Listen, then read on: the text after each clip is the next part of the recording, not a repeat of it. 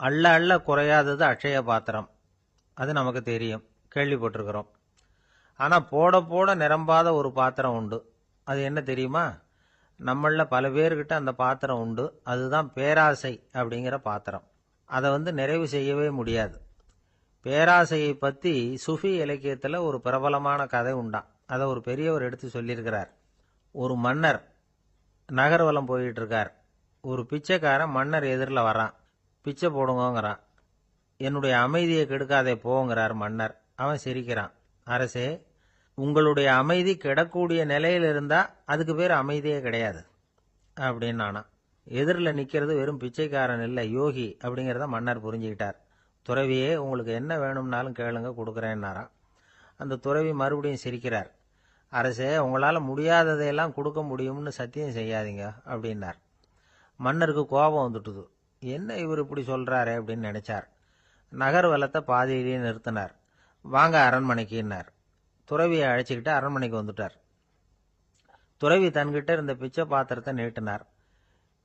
இது நிறைய எனக்கு பொற்காசுகள் வேணும் அப்படின்னாராம். அவ்வளவுதானா, இது ஒரு பெரிய காரியமா அப்படின்னு கையை தட்டினாராம் மன்னர். ஒரு பெரிய தாம்பாளம் நிறைய பொற்காசுகள் சேர்ந்தது.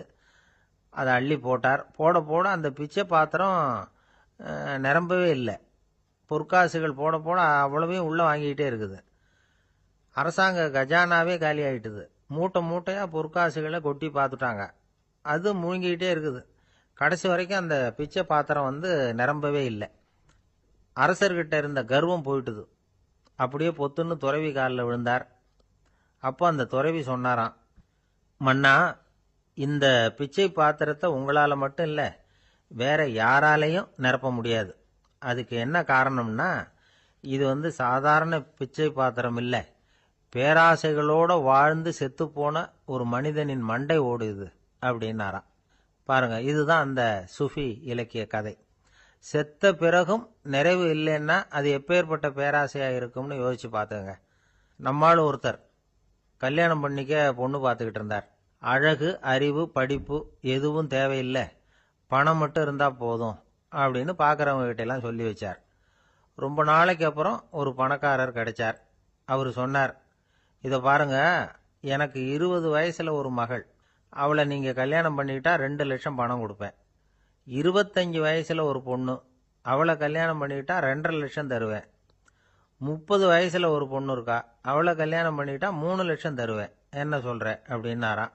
இவன் கொஞ்ச நேரம் யோசிச்சு பார்த்துருக்கான். அதுக்கப்புறம் மெதுவாக அவரை நிமிந்து பார்த்து, ஏன் சார், உங்ககிட்ட 50 வயசுல ஏதாவது பொண்ணு இருக்கா அப்படின்னு கேட்டானா.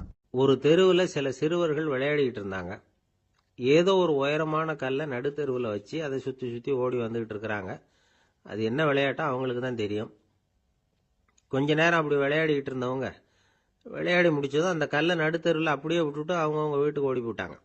அதுக்கப்புறம் அந்த வழியாக 2 பெண்கள் பேசிக்கிட்டே வந்தாங்க. பேச்சு சுவாரஸ்யத்தில் நடுத்தெருவில் இருந்த அந்த கல்லை கவனிக்கல.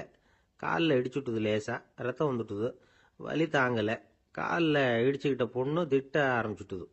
வர வர ஊர் உலகம் ரொம்ப கெட்டு போச்சு, யாருக்கும் பொறுப்பே கிடையாது பாரு, இப்படி நடுத்தருவில் பொறுப்பு இல்லாமல் இப்படி கல்லை போட்டு வச்சிருக்கிறாங்களே, இது நியாயமா அப்படின்னு சொல்லி இந்த சமூகத்தை கடுமையாக விமர்சனம் பண்ணிக்கிட்டு அவங்க போயிட்டாங்க. கொஞ்ச நேரம் கழிச்சு ஒரு வாலிபன் அந்த வழியாக வந்தான். அந்த கல்லை பார்த்தான், நின்னான். ஒரு நிமிஷம் யோசனை பண்ணான். என்ன பண்ணலாம்னு பார்த்தான். தன்னுடைய வீரத்தையும் பலத்தையும் காட்டணும்னு நினைச்சான். பின்னாடி போனான். அப்புறம் வேகமாக ஓடி ஒரு சின்ன ஹை ஜம்ப், அப்படியே துள்ளி குதிச்சான். துள்ளி குதிச்சு தாண்டி அந்த பக்கமாக போய் விழுந்தான். அப்படியே விசில் அடிச்சுக்கிட்டு அவன் பாட்டுக்கு நடந்து போகிறான். அடுத்தபடியாக ஒரு காதல் ஜோடி அந்த வழியாக வந்தது. நடுத்தெருவில் கல் கண்ணில் பட்டது. அவங்க 2 பேரும் ரொம்ப நெருக்கமாக சேர்ந்து வந்துக்கிட்டு இருக்கிறாங்க. நடுவில் கல் இருக்கிறதுனால கொஞ்ச நேரம் 2 பேரும் விலகி மறுபடியும் இந்த பக்கம் சேர்ந்து போகணும். கொஞ்ச நேரம் நாம் பிரிய வேண்டி இருக்குதே அப்படின்னு வருத்தத்தோட முணுமுணுத்துக்கிட்டே இந்த பக்கம் வந்தாங்க. அதுக்கப்புறம் வழக்கம் போல சேர்ந்து அவங்க பாட்டுக்கு எதிர்காலத்தை பற்றி கற்பனை பண்ணிக்கிட்டே போயிட்டாங்க. கடைசியாக அந்த வழியாக பார்வை இல்லாத ஒருத்தர் வந்துகிட்டு இருக்கார். அவர் கையில் வழக்கமாக வச்சிருக்கிற அந்த ஊன்றுகோல், கையில் இருக்கிற அந்த ஊன்றுகோலால் தனக்கு முன்னாடி அப்படியும் இப்படியும் அப்படியே தட்டிக்கிட்டு பார்த்துக்கிட்டே அவர் மெதுவாக நடந்து வந்துகிட்டு இருக்கிறார். வழியில் இருக்கிற அந்த கல் தட்டுப்பட்டுது. உடனே நடுத்தெருவில் ஒரு கல் இருக்குங்கிறத அவர் புரிஞ்சுக்கிட்டார். உடனே குனிஞ்சார். அந்த கல்லை தடவி பார்த்து எடுத்தார். தெரு ஓரமாக கொண்டுட்டு போய் போட்டார். அதுக்கப்புறம் அவர் பாட்டுக்கு அவர் வழியில் நடந்து போனார். இப்போ இதில் பல பேர் வந்தாங்க போனாங்க. இவங்களில் பார்வை உள்ளவங்க யார், பார்வை இல்லாதவங்க யார்? இப்படி ஒரு கேள்வி கேட்டால் என்ன பதில் சொல்ல முடியும்? கொஞ்சம் யோசிச்சு பார்த்தா இன்னைக்கு பல பேர் இப்படி தான் இருந்துகிட்டு இருக்கிறோம்.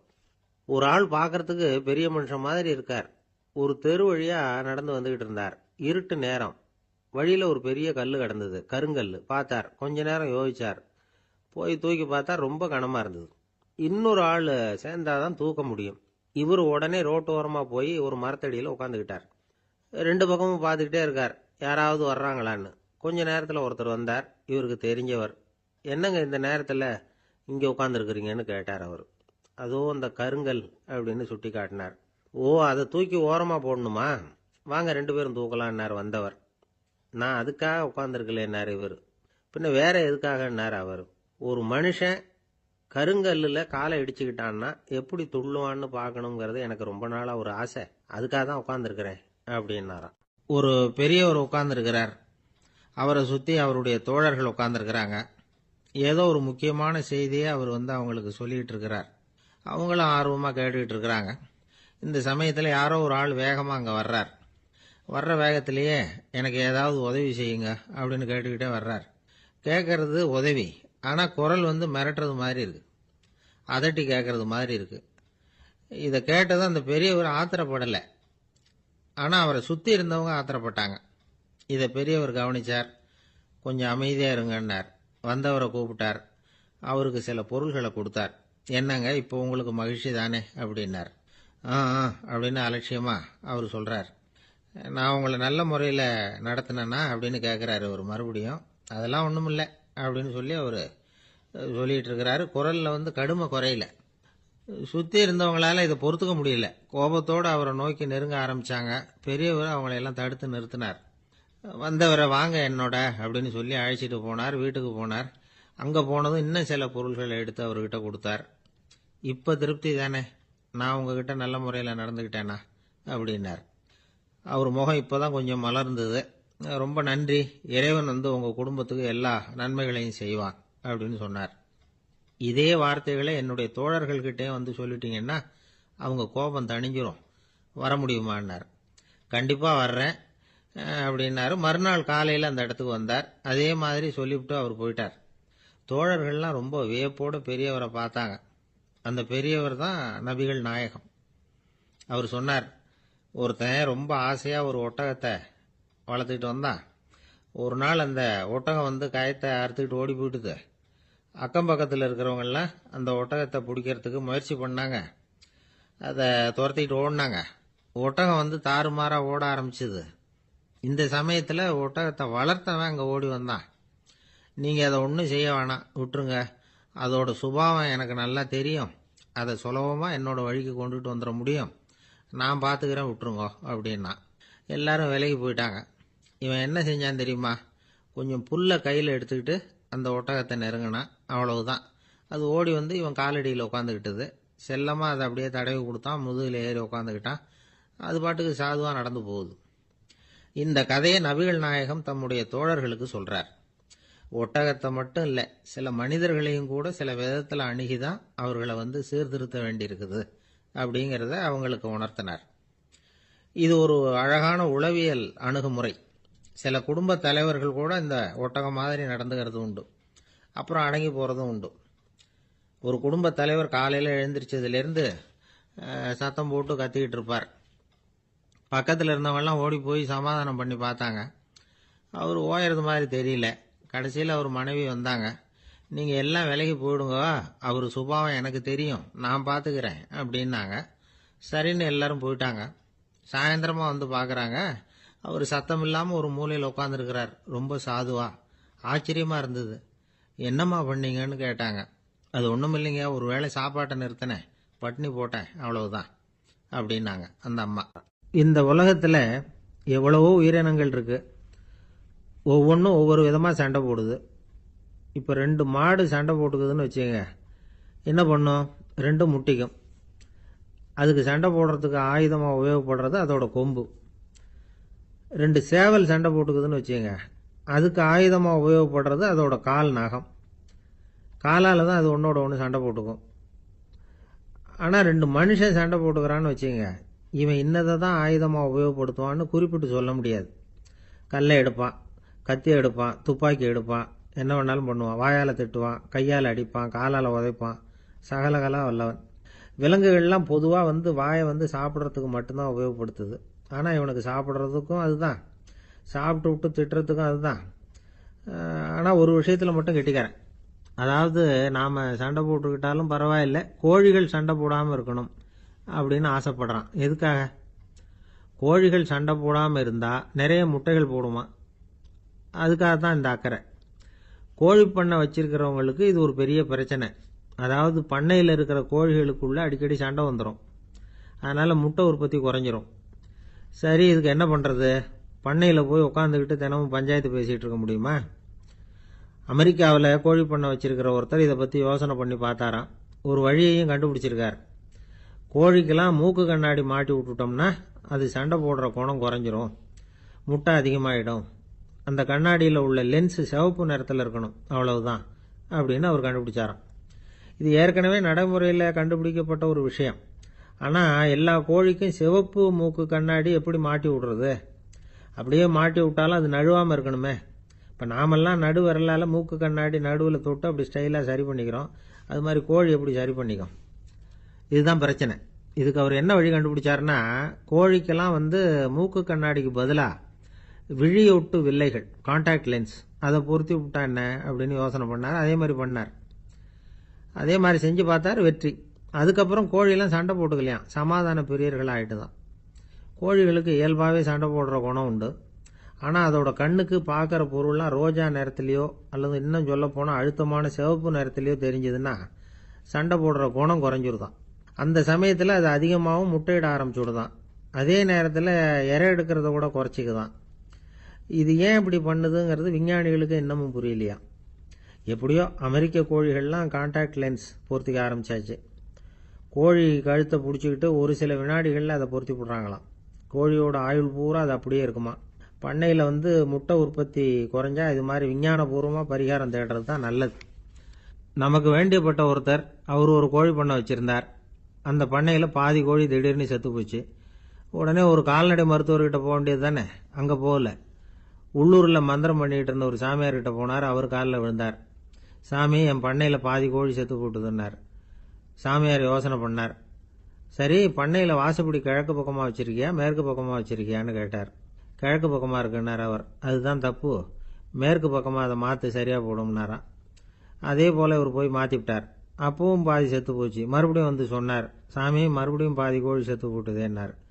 சரி, கூரை எப்படி போட்டிருக்க, ஓடு போட்டிருக்கியா இல்லை கீத்து போட்டிருக்கியான்னார். ஓடு போட்டிருக்கேன்னாராம் அவர். அதுதான் தப்பு, கீத்து போட்டுரு, சரியாக போடும்னாராம். சரின்னு போய் அதையும் மாற்றி பார்த்தார். மறுபடியும் போயிட்டுது, கோழி செத்து போச்சு. வந்தார். மறுபடியும் பாதி செத்து போச்சு சாமின்னு வந்தார். இவரும் யோசனையை மாற்றி மாற்றி சொல்லிகிட்டே இருக்கிறார்.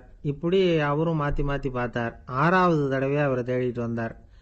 அந்த சமயத்தில் இவர் ரொம்ப தீவிரமாக யோசனை பண்ணி பார்த்துட்டு, அது சரிப்பா, நீயும் என்கிட்ட சளைக்காமல் வந்துக்கிட்டு இருக்கிற, நானும் யோசனை சொல்லிகிட்டு இருக்கேன். இப்பவும் உங்ககிட்ட சொல்கிறதுக்கு என்கிட்ட யோசனை நிறையா இருக்குது.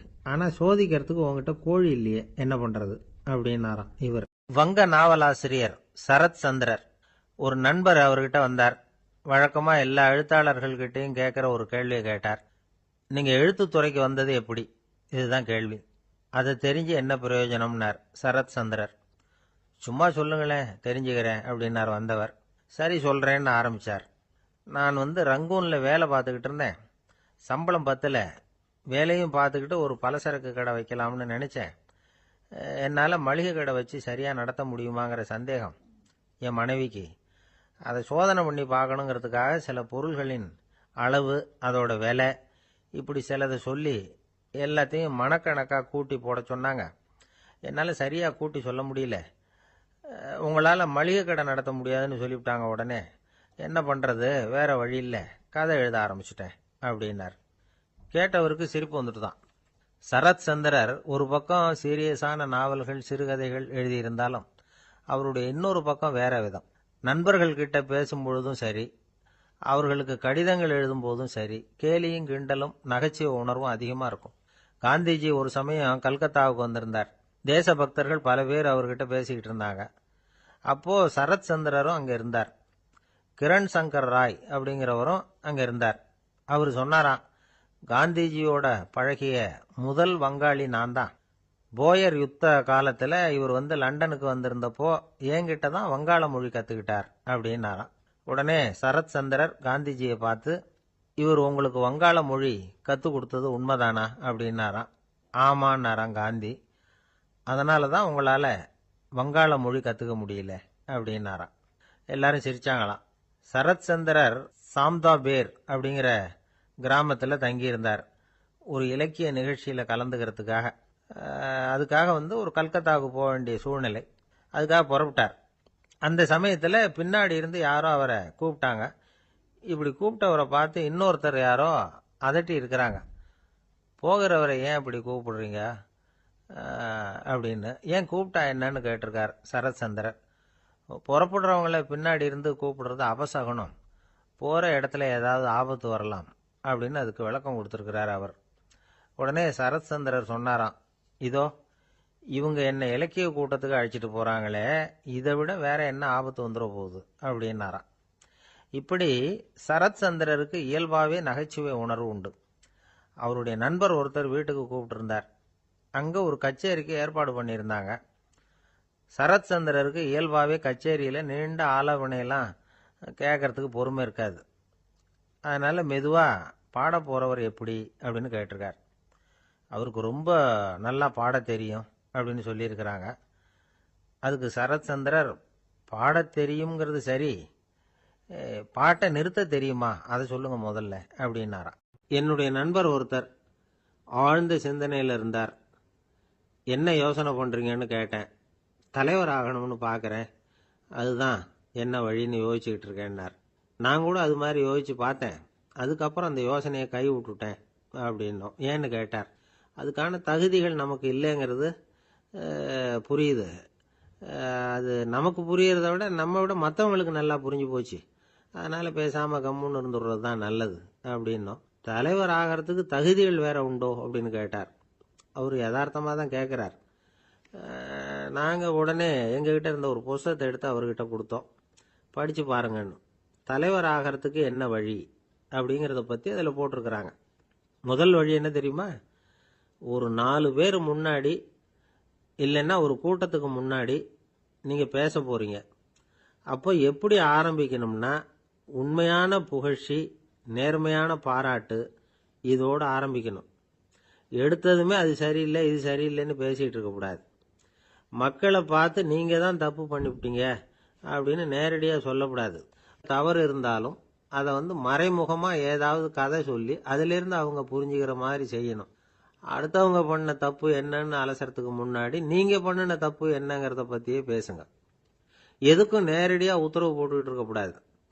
இதை நீங்கள் செய்யணும் அப்படின்னு சொல்கிறதுக்கு பதிலாக நீங்கள் இப்படி செஞ்சால் எப்படி இருக்கும் அப்படின்னு கேள்வி மாதிரி கேட்கணுமா.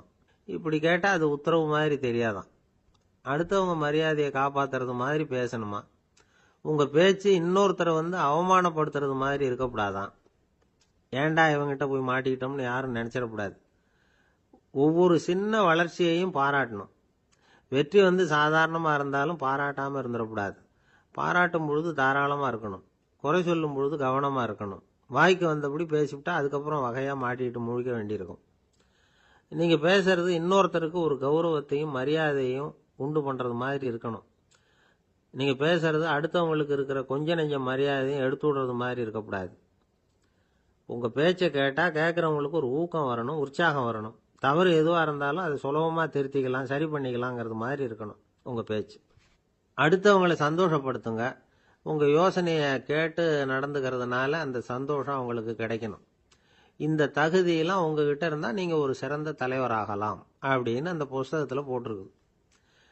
இந்த காலத்தில் தலைவர் ஆகிறதுக்கு வேற சில தகுதிகள்லாம் கூட தேவைப்படுது. ஒரு புள்ள தன்னுடைய அப்பா கிட்ட, அப்பா உன்ன மாதிரியே நானும் அரசியலில் சேரணும், தலைவர் ஆகணும்னு ஆசைப்படுறேன், இன்னையிலேருந்து எனக்கு அரசியல் பாடம் கற்றுக் கொடு அப்படின்னு கேட்டிருக்கான். அவரும் சரின்னு சொல்லிவிட்டு ஒரு பெரிய ஏணியை எடுத்துகிட்டு வந்தாராம். ஒரு செவுத்துல சாத்தினார். இந்த ஏணியில் ஏறி உயர போய் அங்கே பரன் மேலே இருக்கிற ஒரு புத்தகத்தை எடுத்துகிட்டு வாடான் இருக்கார். மகனை பார்த்து, அப்பா ஏணி ரொம்ப உயரமாக இருக்குது, நீ ஜாக்கிரதையாக இதை பிடிச்சிக்கோ, நான் ஏறி போகிறேன் அப்படின்னு நான் பையன். பயப்படாத, நான் பார்த்துக்கிறேன்னாரு அப்பா. பையன் ஏணியில் ஏறினா உச்சிக்கு போனதும் அப்பா கையை எடுத்துட்டார். ஏணி அப்படியே சரிஞ்சுட்டுது. பையன் பொத்துன்னு கீழே விழுந்துட்டான். இடுப்பு பிடிச்சிக்கிட்டு எழுந்திரிச்சான். என்னப்பா இது, இப்படி என்னை ஏற விட்டுட்டு கையை விட்டுட்டியே, இப்படி கை விடலாமா அப்படின்னு கத்தியிருக்கான். அப்பா நிதானமாக சொன்னாராம், அவசரப்படாதப்பா, அரசியலில் இதுதான் முதல் பாடம், பெத்த அப்பனா இருந்தாலும் அவனை நம்பாதே அப்படின்னு உபதேசம் பண்ண ஆரம்பிச்சாராம். ஒருத்தர் இருக்கார், நல்ல உத்தியோகத்தில் தான் இருக்கிறார். ஆனால் எப்போ பார்த்தாலும் முகத்தை வெறுப்பாக வச்சிருப்பார். அப்படியே வருவார் போவார். ஏன் சார் இப்படி இருக்கிறீங்க அப்படின்னு விசாரித்தோம். ஏன்டா இந்த வேலைக்கு வந்தோம்னு இருக்கு சார் அப்படின்னார். உங்கள் வேலை உங்களுக்கு பிடிக்கலையா அப்படின்னு கேட்டோம். இல்லைன்னார். இப்படிப்பட்டவங்க வெற்றிகரமான வாழ்க்கை வாழ முடியாது. இது நிபுணர்கள் கருத்து. வேலையை நேசிக்க தெரிந்தவர்கள் வெற்றி பெறுவார்கள் அப்படிங்கிறாங்க அவங்க. எந்த துறையாக இருந்தாலும் சரி, அந்த துறையில் வெற்றிகரமாக இருக்கிறவங்கள விசாரித்து பாருங்கள். எனக்கு என்னுடைய வேலை ரொம்ப பிடிக்கும் அப்படின்னு சொல்கிறவங்களா தான் இருப்பாங்க. அப்படி இருந்தால் தான் அது வெற்றிகரமாக இருக்க முடியுது அவங்களால. ஒருத்தனுக்கு பிடித்தமான பொழுதுபோக்கே அவனுடைய தொழிலாக இருந்துட்டுதுன்னா அவனை மாதிரி கொடுத்து வச்சவன் வேற யாரும் இல்லை அப்படிங்கிறார் பெர்னாட் ஷா. ஒரு தடவை மன்னர் ஹுமாயூன் உயிரை தண்ணீர் முண்டு ஊற்றுகிற தொழிலாளி ஒருத்தர் காப்பாற்றினாராம் அந்த ஹுமாயூன் உயிரை. உடனே மன்னர் கேட்டிருக்கார், உனக்கு என்ன வேணும்னாலும் கேளு தரேன், உயர் பதவி வேணுமா அப்படின்னு கேட்டாராம். மன்னா, மக்களின் தாகம் தீர்க்கக்கூடிய இந்த பணியை விட உயர்ந்தது உண்டா அப்படின்னாராம் அந்த தொழிலாளி. அவரால் அவருடைய வேலையை நேசிக்க முடிஞ்சுது, அதனால் மகிழ்ச்சியாக இருக்க முடிஞ்சுது. நாமெல்லாம் அப்படி இல்லை. வேலை கிடைக்கிற வரைக்கும் கிடைச்சா போதும் அப்படின்னு இருக்கோம். கிடைச்சதுக்கப்புறம் ஏன்டா அந்த வேலைக்கு வந்தோம்னு ரொம்பவும் அழுத்துக்குவோம். சரி, நாம் இருக்கிற இடத்துல நாம் வெற்றிகரமாக இருக்க வழி உண்டா அப்படின்னா உண்டுன்னு சொல்கிறாங்க. அதாவது மன இயல் நிபுணர்கள் இருக்கிறாங்க இல்லையா, அவங்க அதுக்கு முக்கியமாக 6 வழிகள் சொல்கிறாங்க. நீங்கள் ஒரு அலுவலகத்தில் வேலை பார்க்குறவரா அப்படின்னா இதை கேளுங்க. அதாவது உங்கள் மேலதிகாரி எதிர்பார்ப்புக்கு தகுந்த மாதிரி உங்கள் வேலை இருக்குதா? அப்படி இல்லைன்னா முதல்ல உங்கள் வேலையின் தரம் உயரணும். உங்களுக்கு மேலே கீழே வேலை பார்க்குற பணியாளர்கள்கிட்ட நல்ல விதமாக பழகுறீங்களா? அந்த உறவு முறையில் ஏதாவது குறை இருந்தால் அதை கண்டுபிடிச்சி சரி பண்ணுங்க. நம்பிக்கைக்கு உரியவர் அப்படின்னு நீங்கள் பேர் எடுக்கணும். நீங்கள் எடுக்கிற முடிவு நல்ல முடிவாக தான் இருக்கும் அப்படின்னு அடுத்தவங்க சொல்லணும். உங்கள் தோற்றத்துக்கு முக்கியத்துவம் கொடுங்க. இது மனம் உடல் ரெண்டும் சம்பந்தப்பட்டது. அதனால் மனசையும் ஆரோக்கியமாக வச்சுருக்கணும், உடம்பையும் ஆரோக்கியமாக வச்சுருக்கணும். உங்களுடைய நிர்வாகம் செயல்படுற விதத்தை நல்லா புரிஞ்சு வச்சுக்கணும். உங்களுடைய நிர்வாகம் இப்போ ஒரு காரியம் செய்யுதுன்னு வச்சுங்க, ஏன் அப்படி செய்யுது, எதுக்காக அப்படி செய்யுது, அதனுடைய குறிக்கோள் என்ன, அது நீடிக்கிறதுக்கு காரணம் என்ன, இதையெல்லாம் தெரிஞ்சுக்கணும். சிரிப்புக்கு வஞ்சகம் பண்ணக்கூடாது, நல்லா சிரிக்கணும், அப்போ தான் அது திரும்ப கிடைக்கும். கடந்த கால தோல்வியை பற்றி கவலைப்படக்கூடாது. முதலாளி விருப்பம் தெரிஞ்சு நடந்துக்கிறது நல்லது தான். அதுக்காக காக்கா பிடிக்கணுங்கிற அவசியம் இல்லை. உங்களுக்கு ஒரு பொறுப்பான வேலை கிடைக்குது, உடனே சத்தம் குழப்பம் அப்படின்னு சூழ்நிலையை இறுக்கமாக ஆக்கிடக்கூடாது. எந்த சூழலையும் இயல்பாக கையாளக்கூடியவர் அப்படிங்கிறத காட்டணும். இதெல்லாம் உங்கள் துறையில் நீங்கள் வெற்றி பெற நிபுணர்கள் சொல்கிற யோசனைகள். இவ்வளவு விவரமும் சொல்லிவிட்டு ஒருத்தரை பார்த்து கேட்டோம், இப்போ சொல்லுங்க, நீங்கள் செய்கிற வேலை உங்களுக்கு பிடிச்சிருக்குதா அப்படின்னோம். ரொம்ப ரொம்ப பிடிச்சிருக்குது அப்படின்னார். சரி, என்ன செஞ்சிட்டு இருக்கிறீங்க அப்படின்னு கேட்டோம். சும்மா தான் இருக்கிறேன் அப்படின்னார் அவர். அவர் ஒரு பெரிய குடும்பத்தில் பிறந்தவர். இருக்கிற சொத்துக்கள் எல்லாத்தையும் வாரி வழங்கிவிட்டு காட்டுக்கு புறப்பட்டார் தவம் செய்யறதுக்காக. இருந்தது பூராவும் கொடுத்துட்டார். இனிமேல் எதுவுமே இல்லை கொடுக்கறதுக்கு. அப்போது கடைசியாக ஒருத்தன் கையை நீட்டினான். ஐயா, ஏதாவது கொடுங்கன்னா. அவர் பார்த்தார். கட்டியிருக்கிற வேட்டியை தவிர வேறு எதுவுமே இல்லை. 8 முழம் பட்டு வேட்டி, ஜரிகை கரையோடு இருக்குது. கடைசியாக அதை தான் எடுத்து கட்டிக்கிட்டு அவர் புறப்பட்டுக்கிட்டு இருக்கிறார். அவர் பார்த்தார், எதிரில் அவன் பரிதாபமாக நின்றுட்டு இருக்கிறான். அந்த 8 முழ வேட்டியை 2ஆக கிழிச்சார். 4 முழத்தை அவங்ககிட்ட கொடுத்துட்டு மீதி 4 முழத்தை தன்னுடைய இடுப்பில் கட்டிக்கிட்டு அவர் காட்டுக்கு போயிட்டார். இவன் என்ன பண்ணான் தெரியுமா? கையில் கிடைச்ச 4 முழத்தை எடுத்துக்கிட்டு கடை வீதிக்கு போனான். பழைய பட்டு வேட்டி ஜருகை இதெல்லாம் விலைக்கு வாங்குற வணிகர் ஒருத்தர் இருந்தார். அவர்கிட்ட போனான். இதை விலைக்கு எடுத்துக்கிறீங்களான்னு கேட்டான். அவர் வாங்கி பார்த்தார். ஆகா, ரொம்ப அருமையான வேட்டி, விலை ஒசந்த ஜருகை, இது ஏது உனக்குன்னு கேட்டார். அவன் நடந்ததை சொன்னான். அப்படின்னா ஒன்று செய், இந்த வேட்டியோட இன்னொரு பாதியையும் மெதுவாக வாங்கிட்டு வந்துரு, உனக்கு நிறைய பணம் தரேன் அப்படின்னார் அந்த வணிகர். இவன் கொஞ்சம் யோசனை பண்ணி பார்த்தான். கொஞ்சம் இருங்க தான் வந்துவிடுறேன் அப்படின்னு சொல்லிவிட்டு நேராக காட்டுக்கு போனான். அவர் எங்கே இருக்காருன்னு தேடி கண்டுபிடிச்சான். அவர் ஒரு இடத்துல தவக்கோலத்தில் இருக்கிறார். கட்டியிருந்த இடைவேட்டியும் அவரை அறியாமலே நழுவி கீழே விழுந்து கிடக்குது. இவனுக்கு ரொம்ப வசதியாக போச்சு. அவரை கேட்க வேண்டிய அவசியமே இல்லை. மெதுவாக சத்தம் போடாமல் அடிமேல அடி வச்சு நெருங்கினான். அவர் கண்ணை மூடிக்கிட்டு அவர் பாட்டு நின்றுக்கிட்டு இருக்கார். இவன் மெதுவாக போய் கீழே கிடந்த அந்த துணியை எடுத்துக்கிட்டு சத்தம் போடாமல் திரும்பி நடந்தான். அப்படி கொஞ்சம் தூரம் நடந்திருப்பான். அப்படி ஓட ஆரம்பிக்கிற சமயத்தில் அவன் காலில் கீழே கிடந்த முள்ளு ஒன்று நறுக்குன்னு தைச்சுவிட்டுது. வலி தாங்க முடியாமல் அம்மான்னு கத்திவிட்டான். இந்த சத்தத்தினால கண்ணை மூடி நின்றுக்கிட்டு இருந்த அவர் தவம் கலைஞ்சிது. மெதுவாக கண்ணை திறந்து பார்க்கறார். தன் இடையில இருந்த வேட்டி அவன் கையில் இருக்கு. இப்போ அவர் நினைக்கிறாராம், இந்த வேட்டி மேலே நான் வச்ச ஆசை அல்லவா அவனை திருடன் ஆக்கிவிட்டுது அப்படின்னு நினைச்சாராம். இது எப்பேற்பட்ட மனநிலைங்கிறத கொஞ்சம் யோசிச்சு பாருங்க.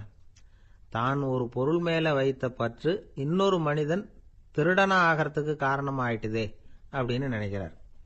அப்படி நினைச்ச அவர் யார் தெரியுமா? அவர் தான் மகாவீரர். இழந்துட்டேங்கிறியே, நீ என்னத்தை கொண்டு வந்த இங்க இழக்கிறதுக்கு? நீ என்னத்தை உண்டாக்குன இது அழிஞ்சுட்டுதுன்னு சொல்றதுக்கு? இது அவருடைய சிந்தனை.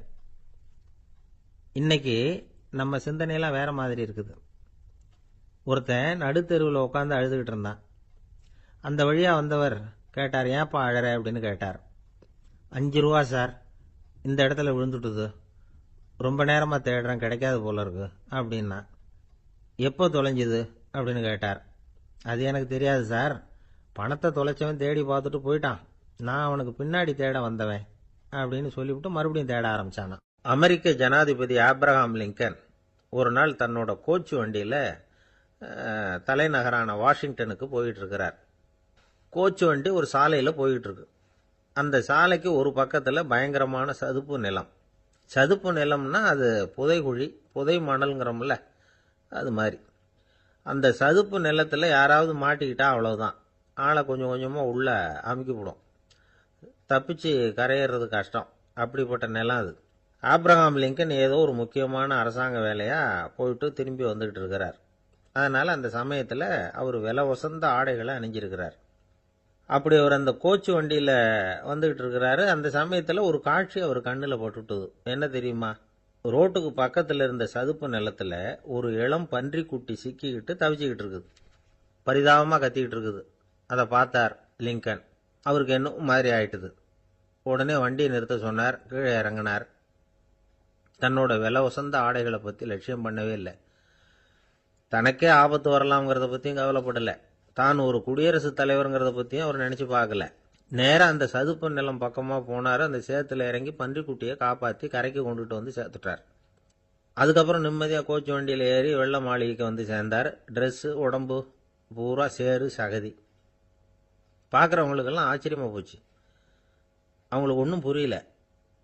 இவர் நேரா ட்ரெஸ்ஸு மாற்றிக்கிறதுக்காக போனார். கோச்சு வண்டி ஓட்டிகிட்டு வந்தவன் கிட்ட போய் எல்லாரும் கேட்டாங்க, என்ன ஆச்சு அப்படின்னு. அவர் வர்ற வழியில் நடந்த விவரத்தை சொன்னார். ஆப்ரஹாம் லிங்கனுடைய இந்த இறக்க குணத்தை எல்லாரும் பாராட்டினாங்களாம், புகழ்ந்தாங்களாம். ஆனால் இதுக்கு லிங்கன் என்ன பதில் சொன்னார் தெரியுமா?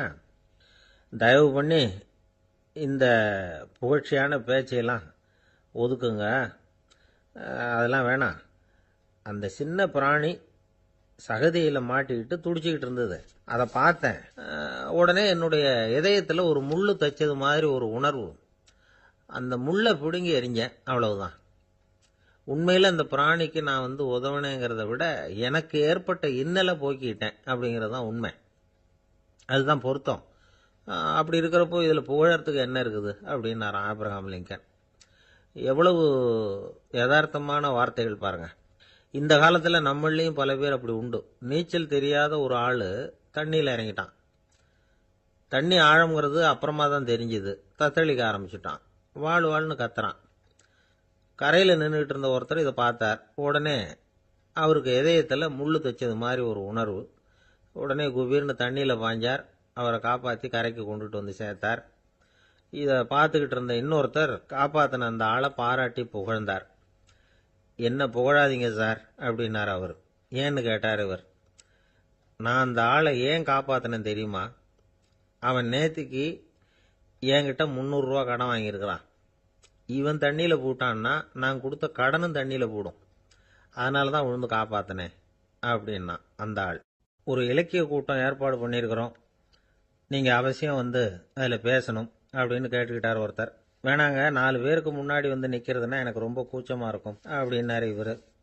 ஏன் சார் இன்னமும் குழந்தை மாதிரி கூச்சப்படுறீங்களே அப்படின்னார் அவர். அவரை ஒரு மாதிரியாக சமாளித்து அனுப்பி வச்சுட்டு அதுக்கப்புறம் அதை பற்றி இவர் யோசிச்சு பார்த்துருக்கார். சில நிபுணர்கள் எழுதியிருக்கிறத படிச்சும் பார்த்துருக்கிறார். மனோதத்துவ நிபுணர்கள் என்ன சொல்கிறாங்க தெரியுமா? 10லேருந்து 20% குழந்தைகள் பிறக்கிறப்பவே கூச்ச சுபாவம் கொண்டதாக தான் இருக்குதான். ஒரு தாத்தா தன்னோட பேர பிள்ளைய ஆசையாக கூப்பிடுறார் விளையாட்டு காட்ட, அதை அழுதுகிட்டு ஓடி போகுது. ஒரு அம்மா தன்னோட பிள்ளைய பள்ளிக்கூடத்தில் சேர்க்கறதுக்காக கூப்பிட்டுக்கிட்டு போகிறாங்க. அந்த புள்ள அம்மாவோட முந்தானையில் ஒளிஞ்சிக்கிட்டு வெளில வரமாட்டேங்குது. இவங்களெல்லாம் எப்படி சமாளிக்கிறது? குழந்தைகளோட கூச்ச சுபாவத்தை போக்குறது எப்படி? இதுக்கு நிபுணர்கள் சில யோசனைகளை சொல்லியிருக்கிறாங்க.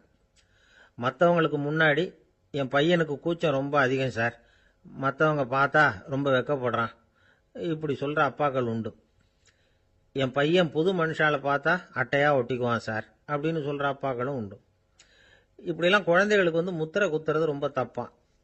புதுசாக யாராவது வீட்டுக்கு வந்தால் குழந்தை தானாக தன்னோட கூச்சத்தையும் பயத்தையும் போக்கிக்கிட்டு சகஜமாக மாறி வர்றதுக்கு வாய்ப்பு கொடுக்கணுமா.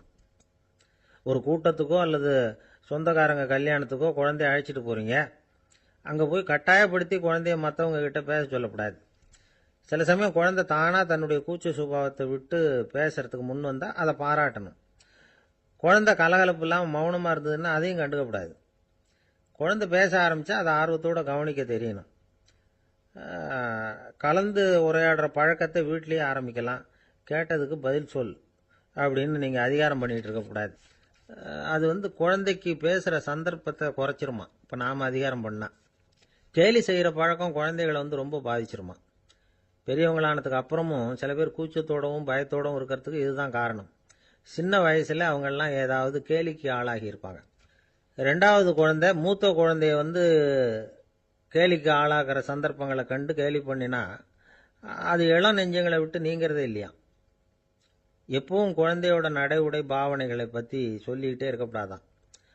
அதுவே கூச்ச சுபாவத்தை கொண்டுட்டு வந்துருமா. அப்பா எங்கன்னு யாராவது கேட்டால் இது மாதிரி இன்ன காரியத்துக்காக வெளியில் போயிருக்கார், இத்தனை மணிக்கு திரும்பி வருவார் அப்படின்னு சொல்கிற அளவுக்கு குழந்தைகளை வந்து பழக்கப்படுத்தி வைக்கணும். ஃபோன்லேயே யாராவது விசாரித்தா கூட இது மாதிரி பதில் சொல்லு அப்படின்னு சொல்லணும். சின்ன சின்ன மீட்டிங்கில் 4 வார்த்தை பேச தயார் பண்ணலாம். ஒரு கடையிலையோ அல்லது ஹோட்டல்லையோ ஏதாவது விவரம் கேட்கணும்னா உங்கள் குழந்தைய தைரியமாக அனுப்புங்க. குழந்தைகள் பணிவாகவும் பொறுமையாகவும் விவரம் கேட்குறப்போ கூச்ச சுபாவம் தானாக போயிடும். சின்ன வயசுலேயே இப்படிலாம் பழக்கப்படுத்தினா தான் வருங்காலத்தில் தைரியமாக இந்த சமுதாயத்தில் வாழ முடியும். இல்லைன்னா 60 வயசுலேயும் அடுப்பங்கரையை விட்டு வெளில வர்றதுக்கு கூச்சப்பட்டுக்கிட்டு தான் இருக்க வேண்டியிருக்கும். இந்த காலத்து பிள்ளைங்க எவ்வளவோ பரவாயில்ல, எதுக்கும் தயங்குறதில்ல, கூச்சப்படுறதில்ல.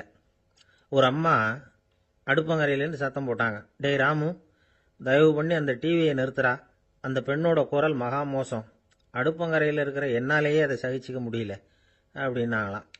உடனே பையன் கொஞ்சம் கூட தயங்காமல் பதில் சொல்கிறான், அம்மா இந்த குரல் டிவியிலேருந்து வரல, எதிர்த்த விட்டு மாமி தான் இங்கே வந்திருக்கிறாங்க, அவங்க தான் இப்போ என்னோட பேசிக்கிட்டு இருக்கிறாங்க அப்படின்னு. ஐயா, உங்கள் பேரை தொடர்ந்து தினம் கேட்டுக்கிட்டு இருக்கிறேன் அப்படின்னார் ஒருத்தர். தொடர்ந்து கேட்குறீங்களே, உங்களுக்கு காது வலிக்கலையா அப்படின்னு கேட்டோம். பேசுகிற உங்களுக்கே வாய் வலிக்கல அப்படிங்கிறப்போ கேட்குற எங்களுக்கு எப்படி காது வலிக்கும் அப்படின்னார். நம்ம உடம்புல ஒரு அதிசயம் என்ன தெரியுமா? ரொம்ப நேரம் நாம் நடக்கிறோம்னு வச்சுக்கோங்க, கால் வலிக்கும். ரொம்ப நேரம் வேலை செஞ்சால் கை வலிக்கும், உடம்பு வலிக்கும். ரொம்ப நேரம் பார்த்துக்கிட்டே இருந்தால் கண்ணு வலிக்கும். ரொம்ப நேரம் பேசிக்கிட்டே இருந்தால் வாய் கூட வலிக்கும். ஆனால் ரொம்ப நேரம் கேட்டுக்கிட்டே இருக்கிறதுனால காது வலிக்கிறது இல்லை. அதனால் கேட்கறதுக்கு முக்கியத்துவம் கொடுத்தாங்க நம்ம பெரியவங்க. திருவள்ளுவர் வந்து தேவையில்லாமல் வார்த்தைகளை உபயோகப்படுத்த மாட்டார். ஒரு திருக்குறள்னு எடுத்துக்கிட்டாவே அதில் மொத்தம் 7 வார்த்தைகள், அவ்வளவுதான். அப்படி 7 வார்த்தைகள் மட்டுமே உள்ள ஒரு திருக்குறளில் வள்ளுவர் ஒரே வார்த்தையை 5 தடவை உபயோகப்படுத்தியிருக்கிறார், திரும்ப திரும்ப பயன்படுத்தியிருக்கிறார். அப்படின்னா அதை எந்த அளவுக்கு வலியுறுத்தி சொல்கிறார் அப்படிங்கிறத நாம் புரிஞ்சுக்கணும். அது என்ன குறள்? செல்வத்துள் செல்வம் செவிச்செல்வம், அச்செல்வம் செல்வத்துள் எல்லாம் தலை. செவிச்செல்வம்ங்கிறது அவ்வளவு முக்கியமானது. கற்றலின் கேட்டல் நன்று. அதிகம் கேட்கணுங்கிறதுக்காகத்தான் எவ்வளவு கேட்டாலும் காது வலிக்கிறது இல்லை. குறைச்சலாக பேசணும், அதிகமாக கேட்கணும். இன்னொரு விஷயம் கவனிங்க. நம்ம உடம்புல கண்ணுக்கு மூடி இருக்குது, எதையாவது நாம் பார்க்க விரும்பலைன்னா உடனே கண்ணை மூடிக்கலாம். நம்ம வாய்க்கு மூடி இருக்குது, பேச விருப்பம் இல்லையா, வாய் மூடிக்கலாம். மூக்குக்கு கூட மூடிக்கிற வசதி இருக்குது, எதையாவது முகர விருப்பம் இல்லையா, மூச்சை அடக்கிக்கலாம். ஆனால் பாருங்கள், காதுக்கு மூடி கிடையாது, அதை கையால் தான் மூட முடியும். யார் என்ன சொன்னாலும் அது நல்லதோ கெட்டதோ காதில் விழுந்துக்கிட்டு தான் இருக்கும். அறிவு தான் நல்ல விஷயங்களை எடுத்துக்கிட்டு கெட்ட விஷயங்களை விட்டுடணும். நல்ல கருத்துக்கள் நம்ம காதில் நிறைய விழுந்துக்கிட்டே இருக்கணும். அதை கேட்டு நாம் நல்லபடியாக வாழணுங்கிறது தான் படைப்பின் விருப்பம். ஆன்மீகவாதிகள் கூட ஒன்று சொல்லுவாங்க. அதாவது, ஆன்மீக பாதையில் நீங்கள் முன்னேறணும்னா முதல்ல சிரவணம் செய்யணும்பாங்க. அதாவது பெரியவங்க சொல்கிற நல்ல கருத்துக்களை கேட்கணும் அப்படின்னு அதுக்கு அர்த்தம். அதனால் யார் நல்ல கருத்துக்களை சொன்னாலும் அதை காது கொடுத்து கேளுங்க. இவ்வளவு கருத்துக்களையும் நம்ம நேயர் ஒருத்தர்கிட்ட சொல்லிகிட்டு இருந்தோம். அவரும் சரி சரின்னு தலையாடிக்கிட்டே இருந்தார்.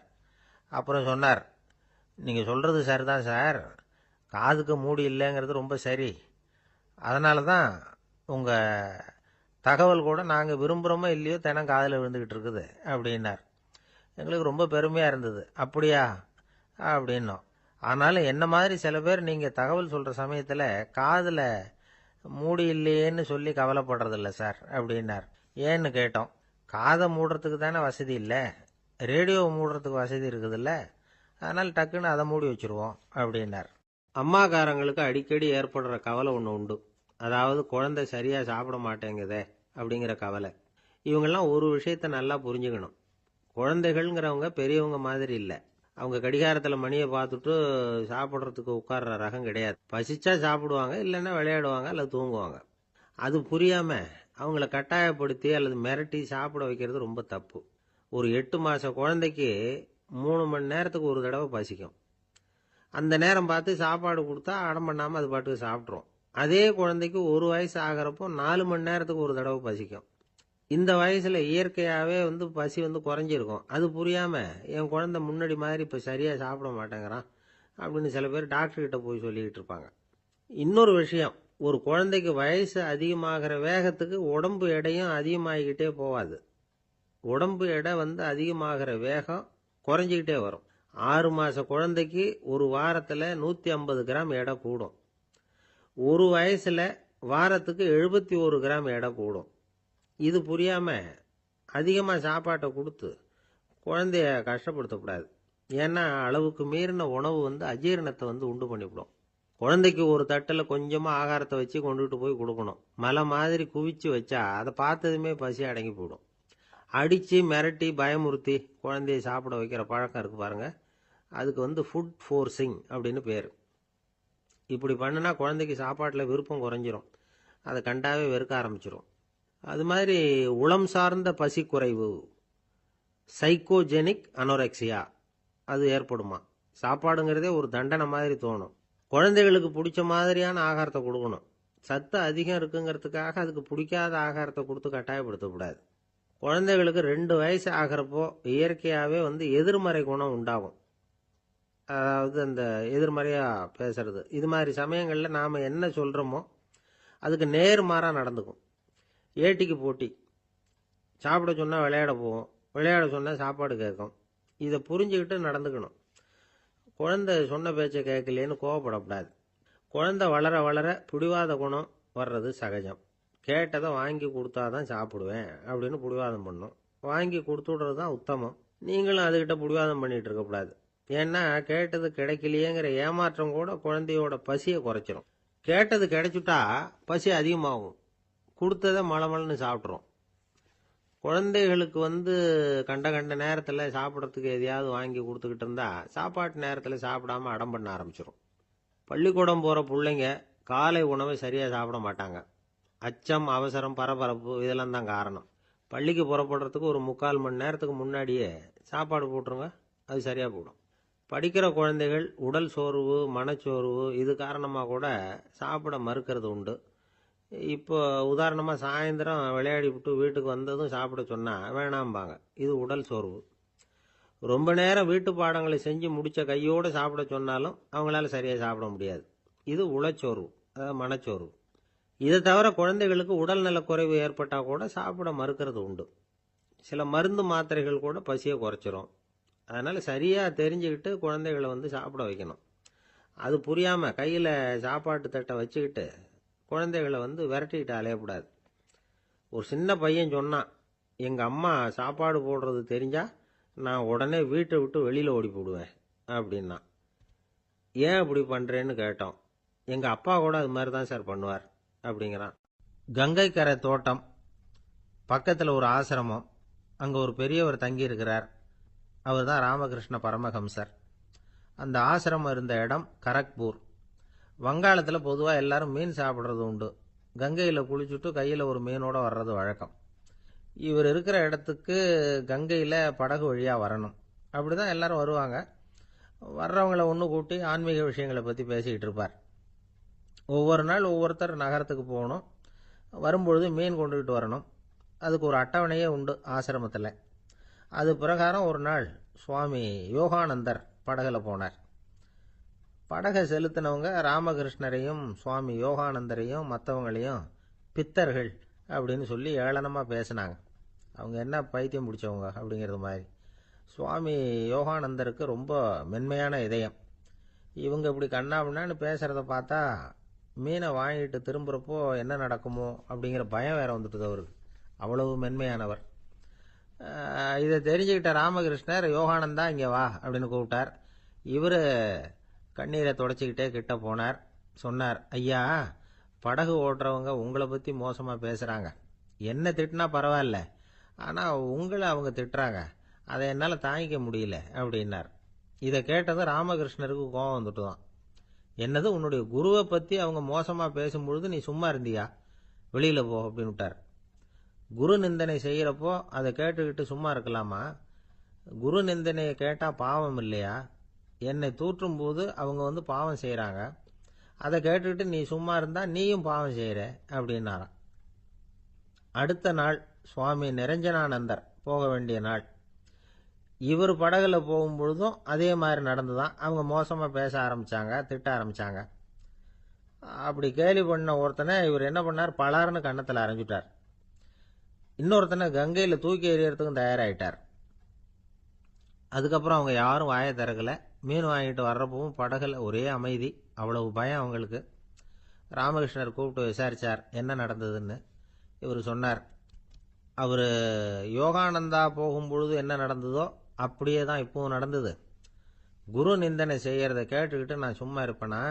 ஒருத்தனை அப்படியே அரைஞ்சுட்டேன், இன்னொருத்தனை ஆற்றுல தூக்கி போட்டுருவேன்னு பயமுறுத்தினேன், அவ்வளவுதான் அப்படின்னாராம். இப்போவும் ராமகிருஷ்ணருக்கு கோபம் வந்துட்டு தான். என்ன இது, அணியறது காஷாயம், இருக்கிறது ஆசிரமம், உனக்கு இவ்வளவு கோபம் வந்ததுன்னா அப்புறம் என்னத்துக்கு ஆசிரமத்தில் இருக்கணும்?